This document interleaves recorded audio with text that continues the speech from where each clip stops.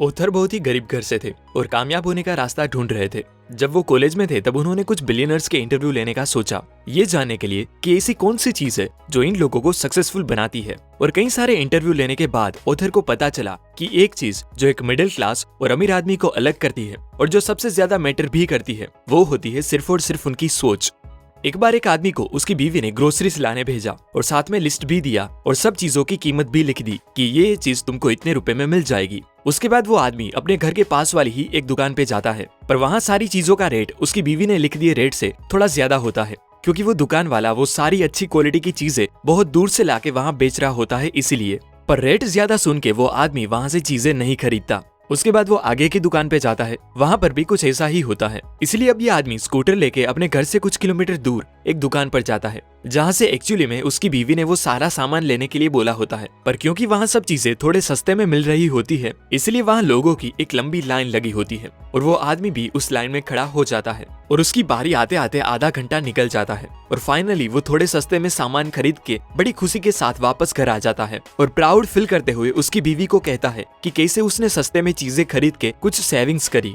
अब आप बताओ, क्या वो आदमी समझदार था या बुद्धू? ज्यादातर मिडिल क्लास माइंडसेट वाले लोग इसे समझदार बोलेंगे क्योंकि इसने पैसे जो बचाए, बट एक रिच माइंडसेट वाले इंसान को ये आदमी बुद्धू लगेगा जिसने सिर्फ कुछ रुपए बचाने के लिए अपना 1 घंटा वेस्ट किया। वो कीमती टाइम जिसमें अगर वो चाहता तो उसने जितनी सेविंग की उससे 100 गुना ज्यादा पैसे कमा लेता, कुछ और ज्यादा वैल्यूएबल काम करके। और यही माइंडसेट का डिफरेंस ही एक अमीर और गरीब इंसान को अलग करता है। मिडिल क्लास माइंडसेट वाले लोग हमेशा पैसे बचाने का सोचते हैं, जबकि एक रिच माइंडसेट वाला इंसान हमेशा पैसे कमाने का सोचता है। मुझे गलत मत समझना, पैसे सेव करना बहुत अच्छी बात है, लेकिन सिर्फ सेविंग पे ही हद से ज्यादा फोकस करना गलत बात है। एक रिच माइंडसेट वाला इंसान अपनी मैक्सिमम मेंटल एनर्जी पैसे कमाने में लगाता है। वो डिस्काउंट पे चीजें खरीदने के लिए अपना कीमती टाइम कभी वेस्ट नहीं करते, क्योंकि वो अपने टाइम की वैल्यू समझते हैं, जिसमें अगर वो आधा घंटा भी काम कर ले तो इतने पैसे कमा ले कि वो सेम चीज बिना डिस्काउंट के भी फुल प्राइस पर खरीद सके। देखो दोस्तों, अगर वो ग्रोसरीज खरीदने वाले आदमी की रिच मेंटालिटी होती तो वो आधे घंटे लाइन में खड़े रहने की बजाय अपने नजदीक की दुकान से ही चीजें खरीद के वो बचे हुए टाइम में कोई नई स्किल सीखता जिससे वो पैसे कमाता, क्योंकि वो समझता कि आज की डिजिटल एज में लोग अपने घर बैठे बैठे अपनी नॉलेज और स्किल के जरिए पैसे कमा सकते हैं।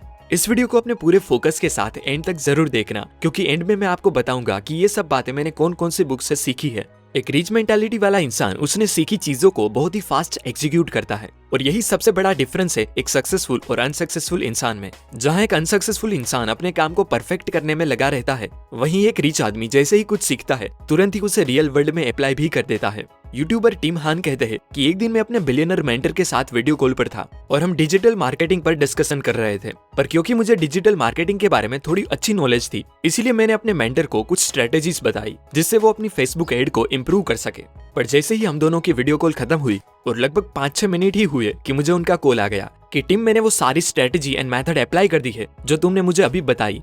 अब मैं कंटेंट ऑप्टिमाइजेशन के बारे में जानना चाहता हूँ। इस पर टीम कहते हैं कि मैं बहुत हैरान रह गया कि भला इतनी स्पीड में कोई अभी सीखी बातों को कैसे अप्लाई कर सकता है। तभी टीम ने सोचा कि हाँ, इतने फास्ट एग्जीक्यूशन की वजह से ही वो आज बिलियनर है। माइंड वैली के फाउंडर विसेन लाखियानी ने भी उनकी latest book the Buddha and the baddest में कुछ ऐसी ही मेथड के बारे में बताया है, जिसका नाम है ओडा, जो US military strategist John Boyd ने किसी भी काम को स्पीड में एग्जीक्यूट करने के लिए बनाई थी। जॉन बॉयड ने नोटिस किया कि एयरफोर्स में जो पायलट सबसे ज्यादा बुलेट वेस्ट करते थे वो ही सबसे बेस्ट पायलट थे, क्योंकि वो ओडा को फॉलो करते थे, यानी कि observe, Orient, decide and act. ये कॉन्सेप्ट कहता है कि जितना हो सके उतना क्विकली एक्शन लो और बाद में डिसाइड करो कि वो एक्शन सही है या नहीं। इससे आपके काम की स्पीड बढ़ेगी और आप जल्दी से आगे बढ़ पाओगे, मतलब fail fast to achieve fast. और यही मेथड का यूज अमीर लोग भी करते हैं। रतन टाटा कहते हैं कि मैं सही डिसीजन लेने में बिलीव नहीं करता, मैं पहले डिसीजन लेता हूँ और बाद में उसे सही बनाता हूँ।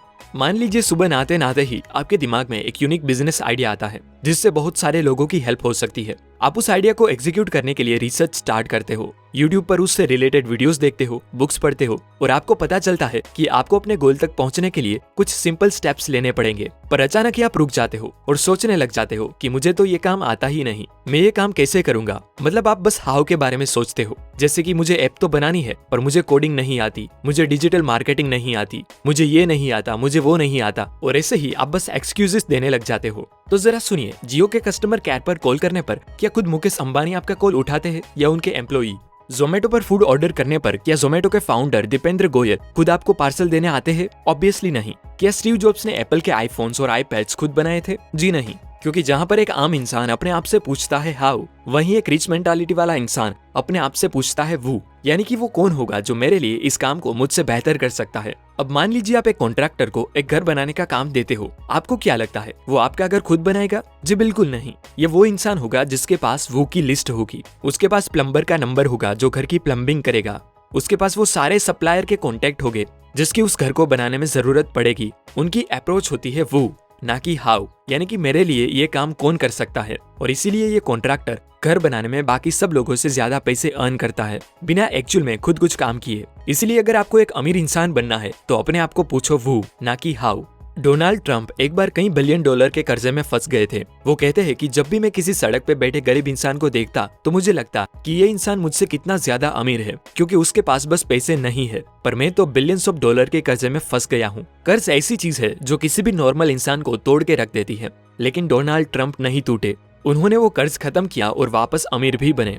ये सब कोई चमत्कार या उनके काम की वजह से नहीं हुआ, ये सब इसीलिए हुआ क्योंकि उनकी सोच सही थी। उनके माइंडसेट और उनकी आइडेंटिटी ने ही उनको वापस खड़ा किया और यूएस प्रेसिडेंट भी बनाया। कई लोगों को लगता है कि लोगों का काम उनको अमीर बनाता है, जैसे कि शायद मसालों का बिजनेस अमीर बनाता है या गोल्ड का बिजनेस अमीर बनाता है या कुछ भी। लोग मानते हैं कि ऐसी कोई तो खास चीज होगी जो अमीर को और अमीर बनाती है, लेकिन सच तो यह भी है कि लोग अपने फेंकी चीजें यानी कि स्क्रैप बेच के भी करोड़ों कमाते हैं। क्योंकि बात सिर्फ काम की नहीं होती बल्कि इंसान के कैरेक्टर और उनके माइंडसेट की होती है। अमीर लोग बहुत ही ऑब्सेसिव यानी कि बहुत ही जुनूनी होते हैं। उनकी एक आदत होती है कि वो किसी भी प्रॉब्लम के बारे में तब तक सोचते हैं जब तक उनको उस प्रॉब्लम का सॉल्यूशन नहीं मिल जाता। वॉलमार्ट के सीईओ सैम वॉल्टन दुनिया के सबसे अमीर आदमियों में से एक थे, लेकिन जब भी वो अपने कॉम्पिटिटर के स्टोर पे जाते तब वो चुपके से अपने घुटनों पर बैठ के सेल्स के बीच का डिस्टेंस भी चेक कर लेते, क्योंकि वो मानते थे कि उनको उनके बिजनेस के बारे में हर छोटी से छोटी बात की जानकारी होनी चाहिए। फिर चाहे वो शॉपिंग कार्ट की डिजाइन हो या स्टोर के बैकग्राउंड में बज रहा म्यूजिक, वो हर छोटी से छोटी बात का ध्यान रखते थे।